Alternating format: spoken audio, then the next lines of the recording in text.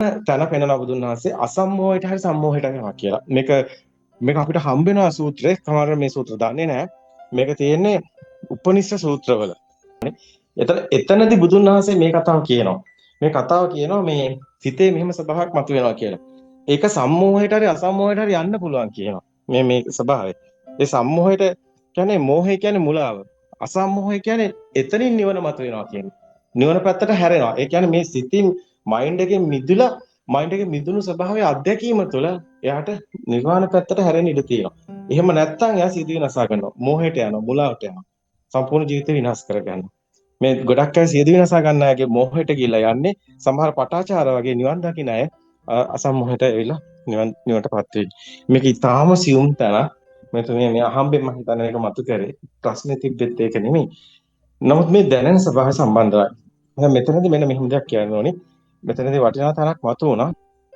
හැබැයි මෙතන තව දෙයක් කියනවා ලෝකෝත්තර සමාධි නෙමෙයි. ඒක ඉස්සල්ලාම කියනවනේ කෝකිලා ඔක තමයි කියන්න උත්සාහ කරේ. ඇත්තටම ලෝකෝත්තර සමාධියක් නැහැ එතන. නිවන් දකින්නවා නෙමෙයි. ඔය සිත පුපුරලා ගිහිලා නිවන් දකින්නේ නැහැ. කවුරුවත් එහෙම නිවන් දකින්නේ නැහැ. මොකද සක්කාය දිට්ඨිය එහෙම ප්‍රහීන වෙන්නේ නැහැ. පොට්ටපාද සූත්‍ර බැලුවහත් පේනවා ඒ තින්නේ නසන්නාසාචර ස්වභාවය පොට්ටපාද. ඒ කියන්නේ භාවනාව තුළින් නොදැන ස්වභාවයටපත් වෙලා ওই ස්වභාවය තමයි පොට්ටපාද ඉන්නේ. නසන්නාසඤ්ඤාතර සුඛ සුඛම සත්‍ය සංඥාව කියන්නේ ඕක. ඕකේ නිවන නෙමෙයි. හැබැයි ඔතන නොදැනෙන ස්වභාවයක් තියෙනවා. ඒක මයින්ඩ් එක නෙමෙයි. මයින්ඩ් එකකින් මිදුණු ස්වභාවය. ඔතන තමයි බුදුන් වහන්සේ මේකේ මිදුණු අත්දැකීම අවශ්‍ය වෙනවා.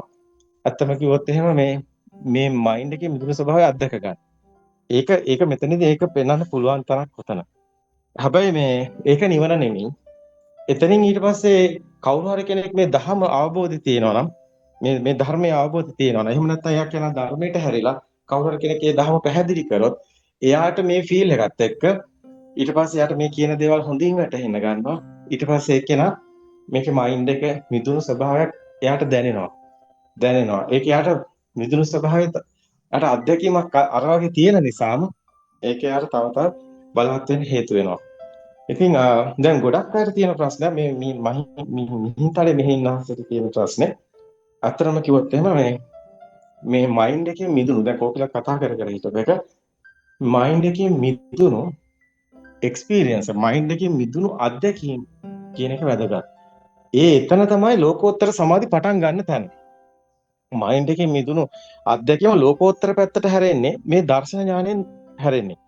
දර්ශන ඥාණයෙන් කියන්නේ මෙතන ආත්මයක් නැති බව මේ දර්ශනය තුල මේ ශබ්ද වර්ණ ගන්ධ රස පහස එකට වෙන මේ සිස්ටම් එක දකිනකොට මෙතන මේක හැදෙන්නේ මෙහෙමයි කියලා මේ මයින්ඩ් එක හැදෙන හැටි දැක්ක කෙනෙකුට අතර මේ මයින්ඩ් එක ඇත්ත වෙන්නේ නැහැ.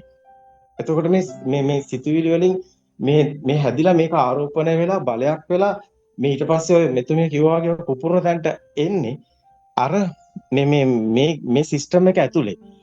ඒ කියන්නේ මේ ආරෝපණ බලය, ඒ කියන්නේ මේ රාග දේශම ගින්න උපරිම තැනකට ඇවිල්ලා. උපරිම තැනකට ඇවිල්ලා එතනට එන්නේ. එතකොට ඒක එන්නේ මේ සිතුවිලි ගින්නකින්. මේ සිතුවිලි ඇත්ත වෙලා එන ගින්නකින්. ඇත්තටම කිව්වොත් මේ සිත ආපෝද කරාම සිතුවිලි ඉත්ත සංඥාව. සිතුවිලි ඇත්ත වෙන්නේ නැහැ බිඳ වැටෙනවා. එතකොට අනිත්‍ය සංඥාව මතුවෙනවා. එතකොට මේ අවබෝධය තුළ ඇත්තම කිව්වොත් එහෙම දැන් අර මයින්ඩ් එකේ තියෙන ගිනි ගන්න ස්වභාවය අනිත් පැත්තට හැරලා ගින්න නිවෙන ස්වභාවය මතුවෙනවා. ඒකට හේතුව මේක ඇත්ත වෙන්නේ නැහැ. දැන් සාමාන්‍ය සිතුවිල්ලක අවසානයේට හදලා දෙන්නේ ඉත්ත සංඥාව. මේක ඇත්ත කරලා දෙන්නේ. නමුත් ඒක ඇත්තක් නෙමෙයි කියලා අවබෝධ වෙන්න ගන්නවා.